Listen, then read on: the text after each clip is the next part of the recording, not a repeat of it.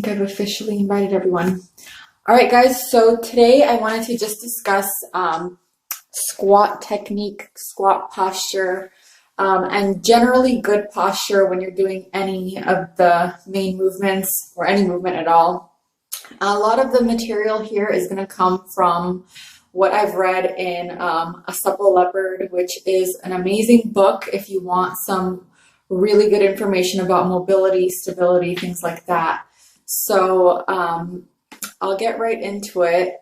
I don't want to call anyone out. This video isn't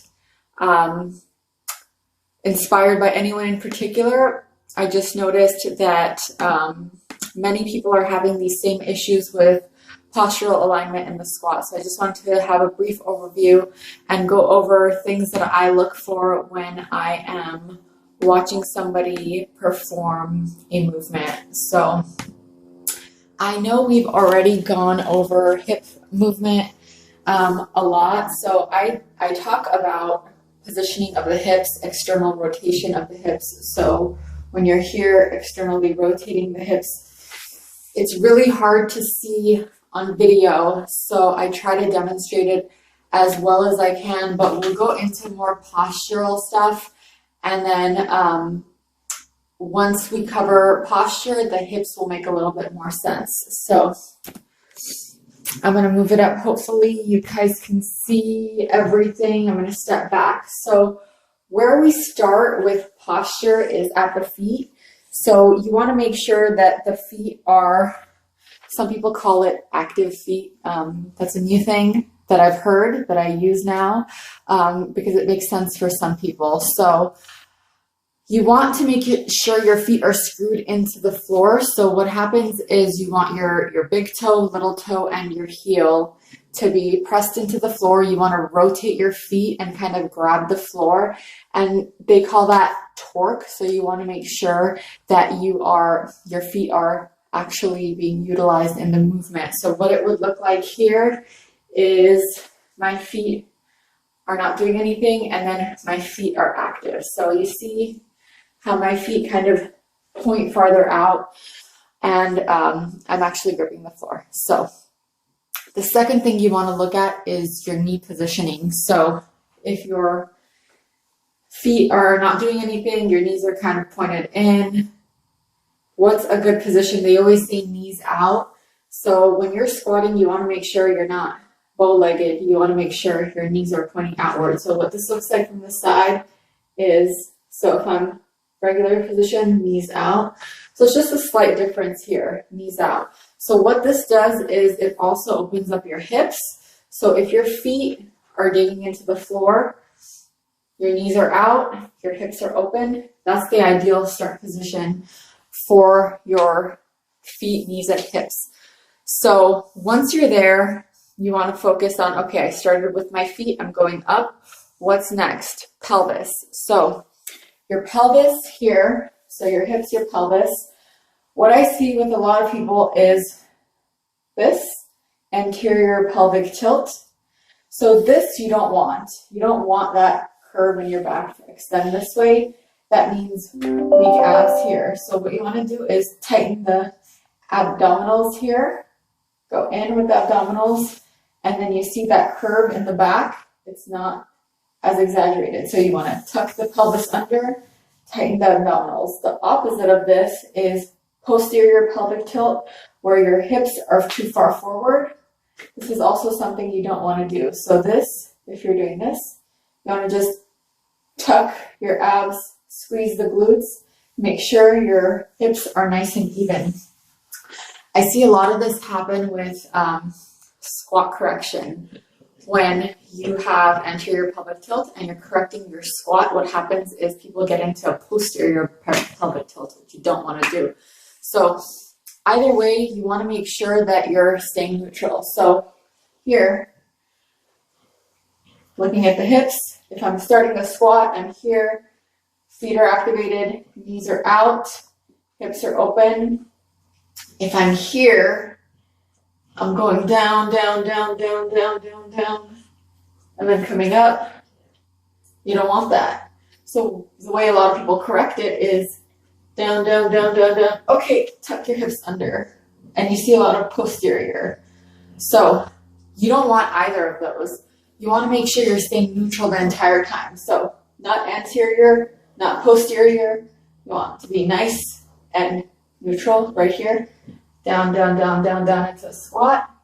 Up and under. So you want to keep this as neutral as possible. So what comes next after that is your abdominals. So here you have a lot of people say, okay, you want to make sure your abs are really tight, but then you're posteriorly tilting. So you want to find a happy medium between the anterior and the posterior, and you want to be nice and neutral, and then brace and make sure that abdominals are tight, and then relax about 20%, and there you have nice neutral, nothing moving here. So you don't want to brace to the point where you're tucked. You want to be nice and neutral here. So the next thing, since it does have to do with the abdominals and the breathing and bracing that we're learning for powerlifting specifically, is when you have your belt on, or even if you don't have your belt on, you want to make sure that you're bracing into your diaphragm and not into your chest. So I see a lot of this. You're here, you're starting your squat, and then you breathe like that. So that's what you don't want to do. You want to make sure you're breathing into your core. So instead of the, you want to do, if you notice the difference, I did not move my body when I was bracing. I just breathed into my diaphragm. You can't even see anything happen. From the side, you see I'm breathing right through here, bracing, expanding outward here. So I'm not exaggerating the movements when I'm breathing and bracing. So a really cool diagram that they show in A Supple Leopard is the guy is holding his trunk, his hands at his trunk, and his arms are about parallel to each other. So he says, correct posture, you can move your hips and maintain correct posture. You can.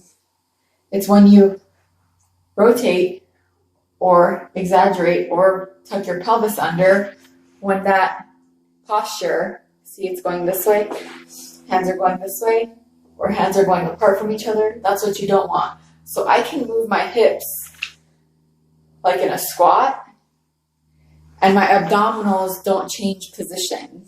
So that's your ideal, what you want to do. And then moving up from that, you have your shoulders. So here we have, I'll go on my knees, it'll show a little bit better. So here we have a lot of, okay, you're here. We have a lot of this, and we have a lot of this. You don't want either of those. You want to be nice and tight and neutral for throughout everything. And it goes with shoulders as well. You don't want shoulders rolled forward. You don't want shoulders all the way back. I know sometimes I cue to pinch your shoulder blades together, but it shouldn't be pinch it as close as possible. It's good posture. So making sure your shoulders are not rolled forward and they're not rolled back. Nice and neutral here. So you want the shoulder blades and the traps here to be tight. You want your lats to be tight, but you don't want that exaggerated back arch, or even you can be neutral and still have an exaggerated back arch. You don't want that either. And you don't want to be rolled forward and have your hands on the bar here either. You want to be nice and neutral. So that's shoulders. And then we get to head and neck. And I posted on Instagram yesterday about jaw positioning and head positioning. And I can't really see from the side, but you don't want this.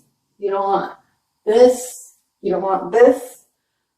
Again, neutral. So none of this, none of this, none of this. I see a lot of this, a lot of this. You don't want to be there. You want to be nice and neutral, chin back. No. Subtle differences. So they say tongue under your top teeth. Relax your jaw. You don't want to be clenching. And don't tilt your head too far up, too far down. When I say look up, it's because I see people looking down.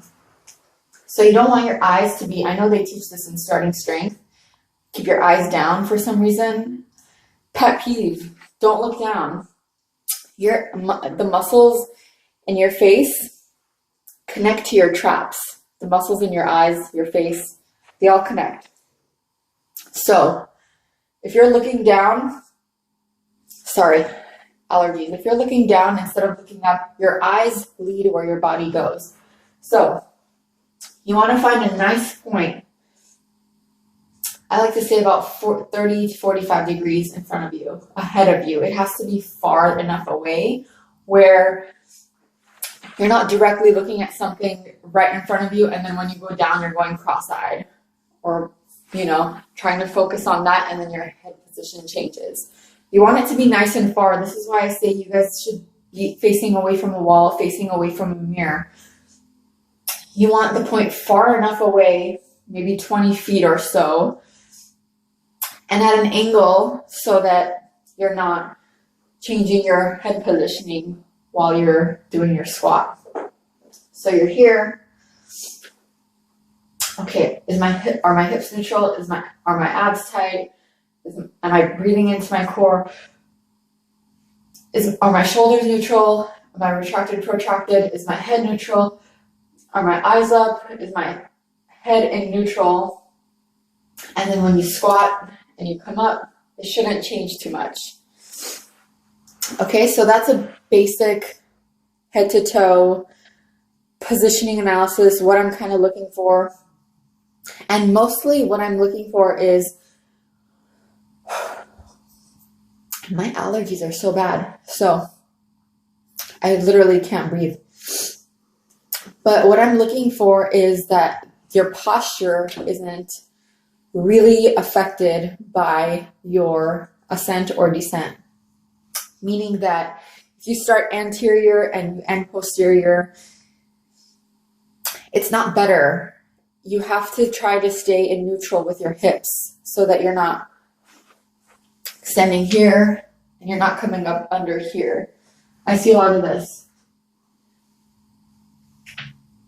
It's like the weirdest worm, and you're putting your spine in such a terrible position when you're changing your hip positioning like that. So, all right, guys, I can't talk anymore. I need some water. I can't breathe. I don't know what's going on with my allergies, but thanks for tuning in. If you tuned in, I will try to post this. I'll see if YouTube will post it. If not, I recorded a backup, so I will post that up on my channel. All right, guys.